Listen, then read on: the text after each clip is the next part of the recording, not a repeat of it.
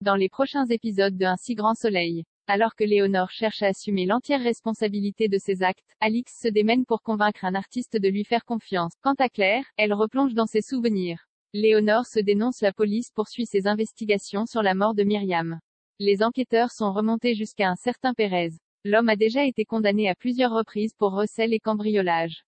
C'est lui qui revend en ligne les crèmes qui ont été volées le soir de la mort de Myriam chez Elle Cosmétiques. Au cours de son interrogatoire, il affirme aux policiers qu'il a acheté les produits dans un magasin. Mais ce qu'il ignore, c'est que ces crèmes n'étaient pas encore disponibles sur le marché. De peur d'être accusé à tort d'homicide, Pérez finit par avouer aux enquêteurs avoir acheté les produits à un SDF. Plus tard dans la journée, Léonore reçoit un appel de Yann qui demande à la voir avec Louis cet après-midi. L'ex-femme de Marc se présente seule au commissariat. Persuadée que Louis est coupable du meurtre de Myriam, Léonore se dénonce à sa place. De son côté, Florent appelle Claire. Il n'arrête pas de penser à ce qu'elle lui a dit la veille à propos de Kira.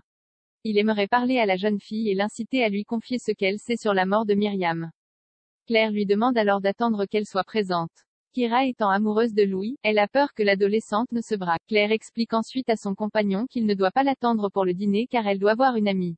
En réalité, elle emprunte une vieille voiture américaine décapotable et se replonge pendant le trajet, dans ses souvenirs. Elle se remémore ainsi ses virées nocturnes avec Myriam. Arrêtée au bord de la plage, elle sert 2 coupes de champagne, une pour elle et une sa défunte amie.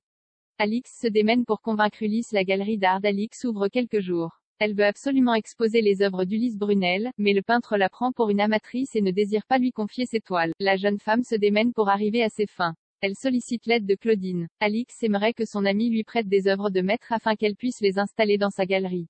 La jeune femme va jusqu'à demander à Claudine de contacter ses amis collectionneurs d'art pour qu'ils en fassent de même avec leurs toiles. Face à la surprise de son amie, Alix lui explique qu'elle veut juste attirer des acheteurs potentiels. Et si quelqu'un désire acheter une œuvre, elle lui fera croire qu'elle est déjà vendue et lui proposera une toile de ses propres artistes. Claudine finit par céder. Quelques heures plus tard, Alix se rend une nouvelle fois chez Ulysse Brunel. Elle veut lui soumettre une proposition mais le jeune homme refuse. C'est à ce moment-là que Claudine l'appelle, comme elle l'avait convenu précédemment.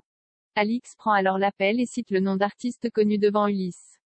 Lorsqu'il découvre qu'elle va exposer des œuvres de maître, il se montre intéressé. Alix lui fait alors une proposition très intéressante.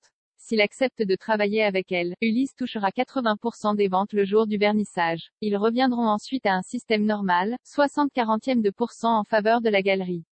Ulysse veut prendre le temps de réfléchir à cette proposition. Alix sollicite ensuite l'aide de Laetitia qui est devenue la directrice de l'agence bancaire dans laquelle elle était employée. Elle demande à son amie si elle peut l'aider à récupérer les contacts de certains de ses clients afin de pouvoir élargir sa clientèle de collectionneurs. Malheureusement, pour une question de déontologie, Laetitia refuse de lui donner les informations qu'elle demande.